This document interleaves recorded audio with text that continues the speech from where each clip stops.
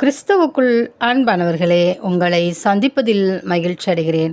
ஆபகுக் 2:3 குறித்த காலத்துக்கு தரிசனம் இன்னும் வைக்கப்பட்டிருக்கிறது. முடிவிலே அது விளங்கும். அது பொய் சொல்லாது. அது தாமதித்தாலும் அதற்கு காத்திரு. அது நிச்சயமாய் வரும். அது தாமதிப்பதில்லை. பிரியமானவர்களே, நம் தேவனாகிய கர்த்தர் நம் ஒவ்வொருவரை குறித்து தரிசனத்தை அவர் வைத்திருக்கிறார். அந்த தரிசனத்தை நமக்கு அவர் அவ்வப்போது வெளிப்படுத்தியும் காட்டுவார். நாம் அந்த தரிசனத்தை பார்த்து அது நிறைவேறவில்லையே என்று சொல்லி காத்திருந்து சோர்ந்து போகிறோம்.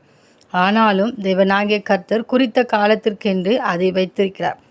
நாம் அந்த தரிசனத்தை பெற்று அதன்படி அந்த நன்மையை பெற்று வாழ்வதற்கு தகுதியாகும் வரைக்கும் அந்த தரிசனம் வைக்கப்பட்ட நிலையிலே இருக்கிறது. அது நாம் தகுதி பெறும்போது தேவனாகிய கர்த்தர் அது தாமதித்தாலும் காத்திரு என்று சொன்னது போல அது நிச்சயமாய் வரும். அது தாமதிப்பது இல்லை.